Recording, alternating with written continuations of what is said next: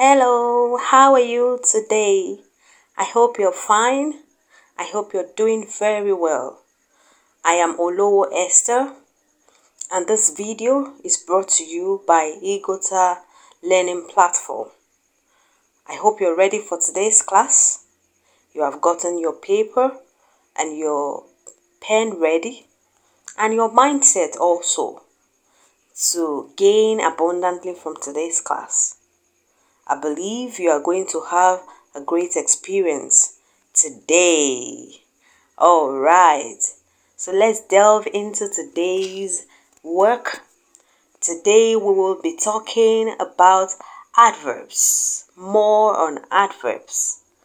Already in my previous video, we discussed adverbs, and now we are going to continue with it.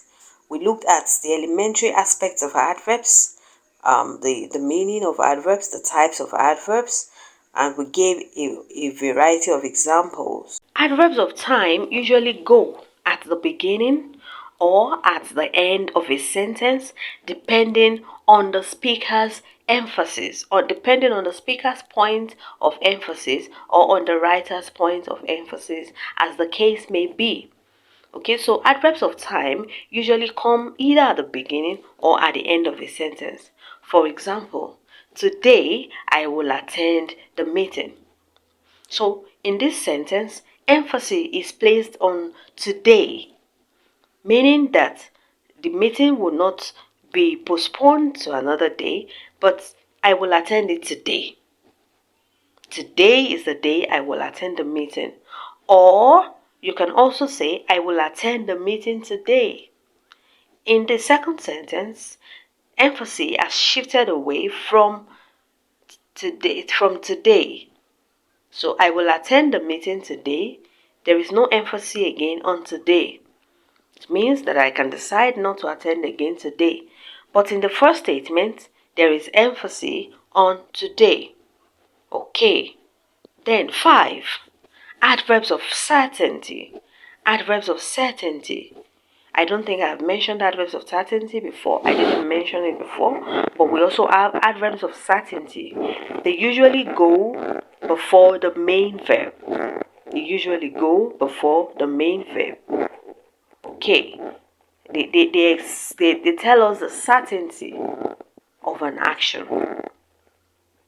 For example, I certainly will be there on time. I certainly will be there on time. I surely will be there on time. They usually come before the verb they modify. Before the main verb they modify. Not, I will certainly be there on time. No, I certainly will be there on time. You know, they are adverbs of certainty, so they have to be mentioned first to show emphasis. To show emphasis. So I will certainly be there on time is not the way to arrange it. Adverbs of certainty, like certainly, surely, must come before the verbs they modify. 6. Adverbs of degree. Adverbs of degree usually go before the adjective or adverb they modify. Adverbs of degree usually go before the adjective or adverb they modify. Okay. For example, it was extremely hot outside. So, extremely is an adverb of degree telling us the degree of the hotness. It was extremely hot outside. So, I can say it was hot extremely outside. I can say it was so hot outside. I can say it was hot so outside. Okay, I can possibly say that. So it was so hot outside. It was extremely hot outside. It's the correct way to place my adverb of degree. Now we want to look at the function of adverbs according to their positions, just like we have been doing before. And that is going to be adverbs as a conjunct or adverbs as a disjunct. Now, when an adverb is functioning as a conjunct, we call them adverbial conjuncts. also known as conjunctive adverbs. Okay, they connect ideas and provide a transition between them. A transition meaning a connection between two ideas.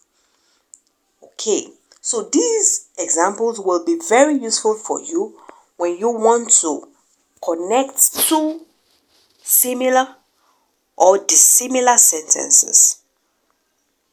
Okay, so two similar or two dissimilar sentences, two paragraphs. When you're writing a composition and you want to start a new paragraph, some of these adverbs are going to be useful for you to link the paragraphs to one another. For example, adverbs like however, therefore, additionally, etc. They usually go at the beginning of a clause or sentence. For example, I was tired.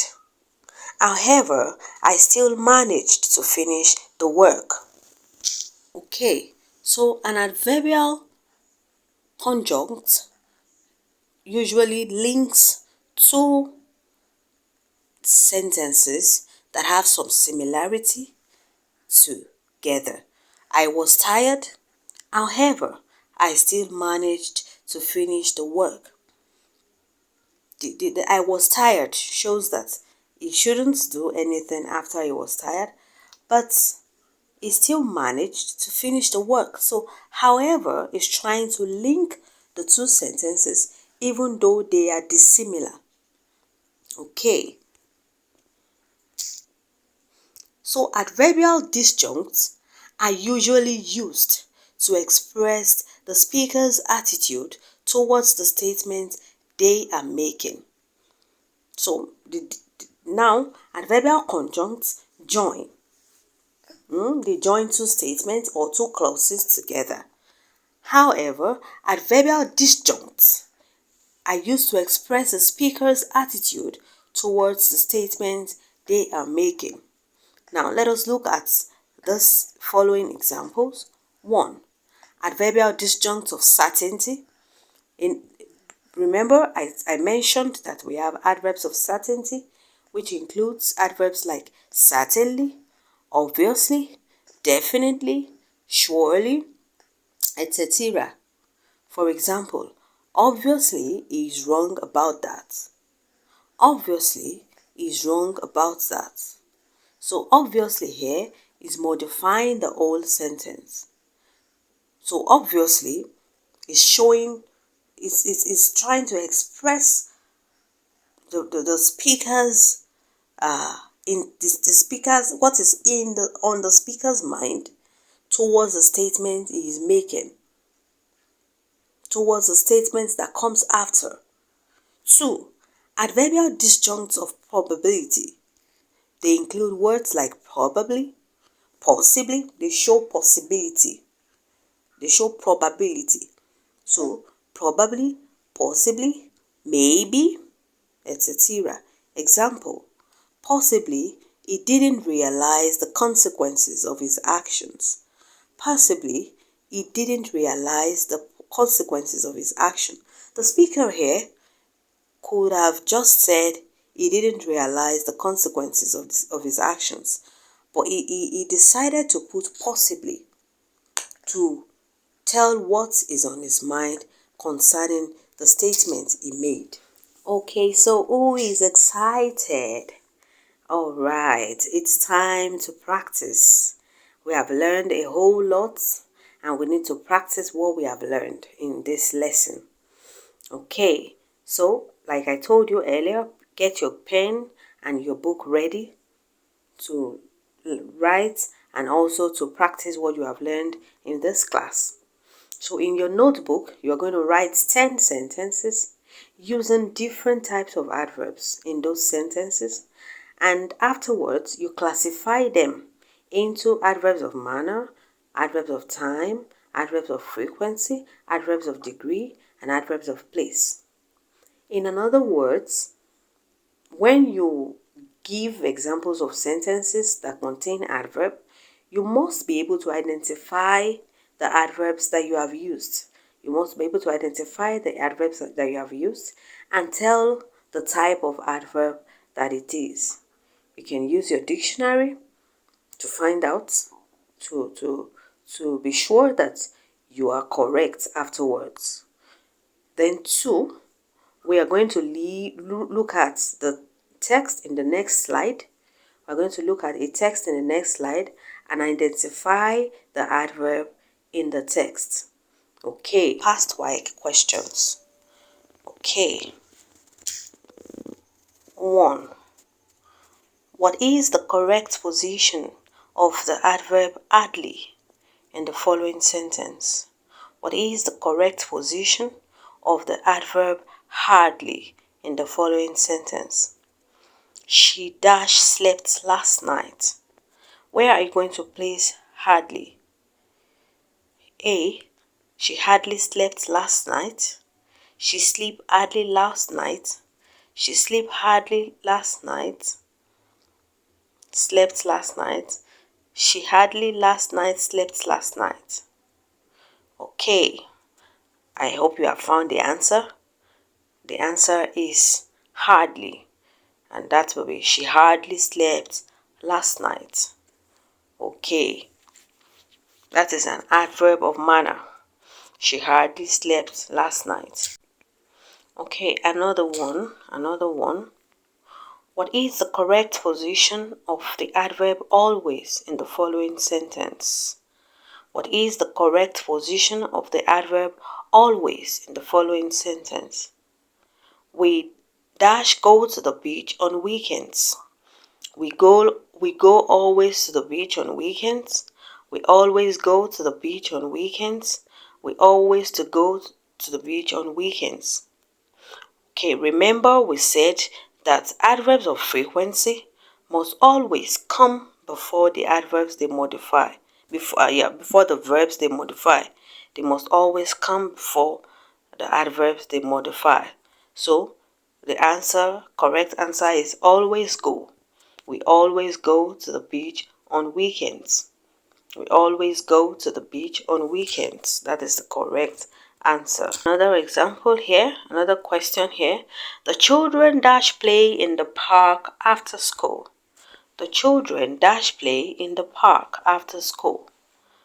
Sometimes play sometimes, play in the park sometimes. This is another adverb of frequency. Remember, adverbs of frequency usually come before the verb they modify. So the correct answer is sometimes play.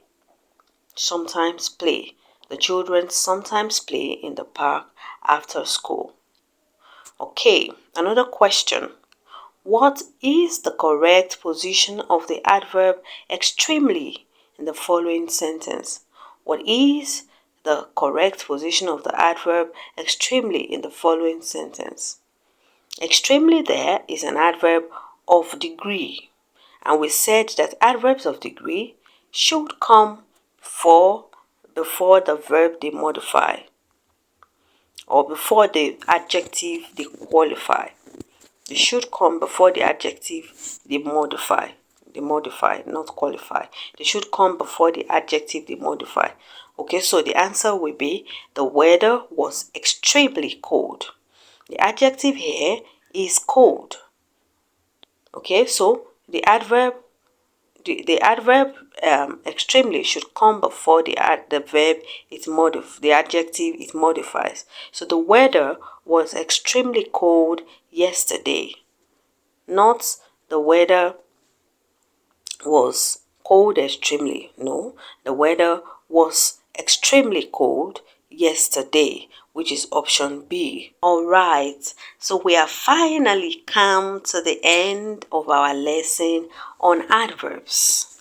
I want to believe you have had a good time studying adverbs in these lessons, and I want you to make use of this opportunity to learn adverbs to a great extent by going through this lesson again and again in order to master the main points and practice and practice again and again.